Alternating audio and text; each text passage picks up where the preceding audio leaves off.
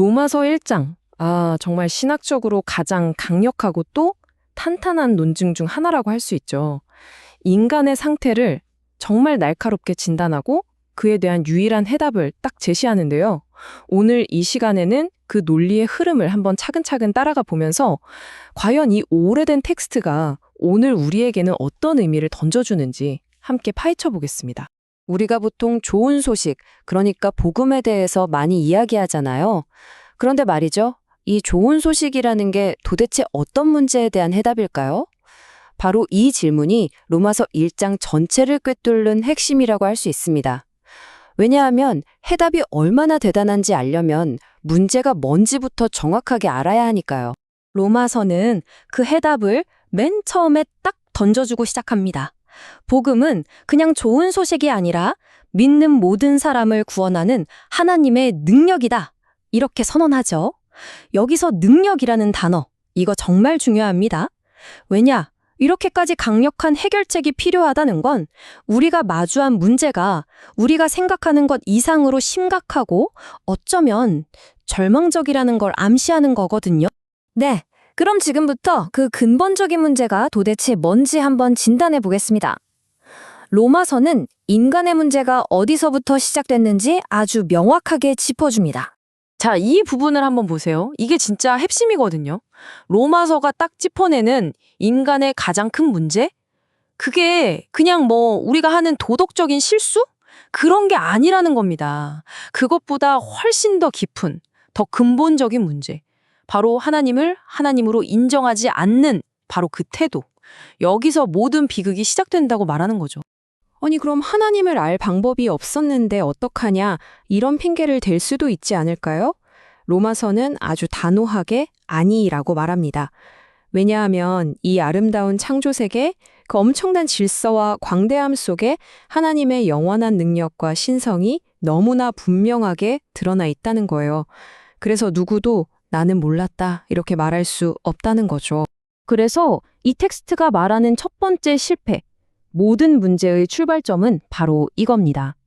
하나님을 분명히 알 수 있었는데도 일부러 의도적으로 그분을 영화롭게 하지도 않고 감사하지도 않은 선택.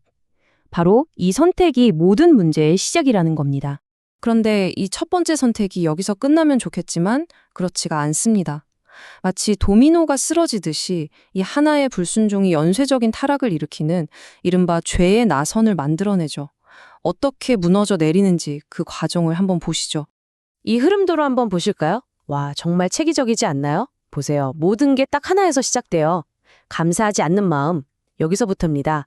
감사가 딱 사라지니까 마음이 어두워지고 판단력이 흐려지는 거죠. 그럼 그 텅 빈 마음을 뭘로 채우겠어요?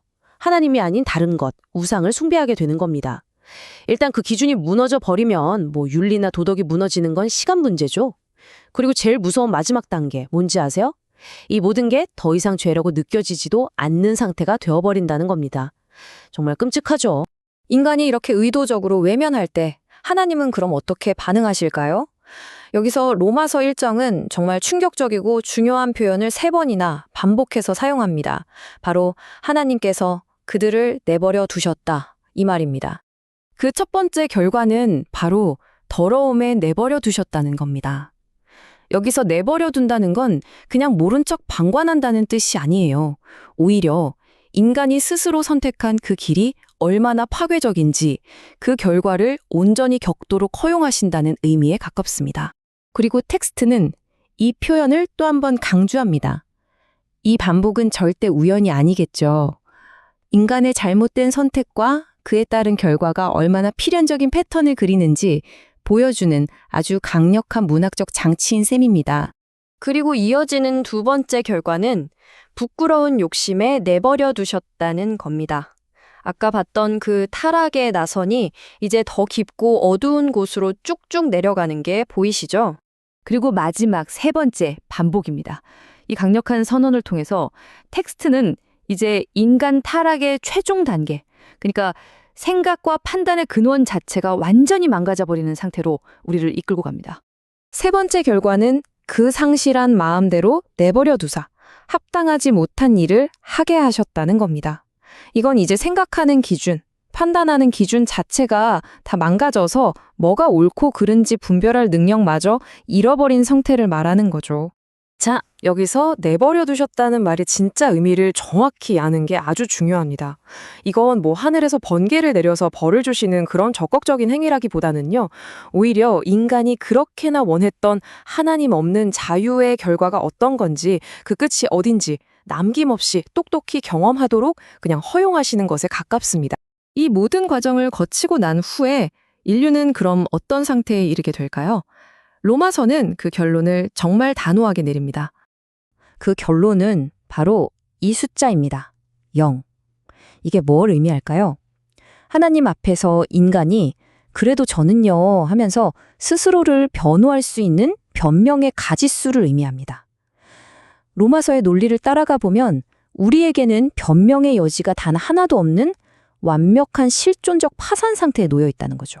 그런데 참 이런 절망적인 진단에도 불구하고 인류는 어떻게든 스스로를 구원해 보려고 수많은 길들을 만들어 왔죠. 철학으로 진리를 찾아보기도 하고 아주 높은 도덕률을 세워보기도 하고 정교한 종교 시스템을 만들기도 하고 또 이성의 힘으로 모든 문제를 해결하려고 애써 왔습니다.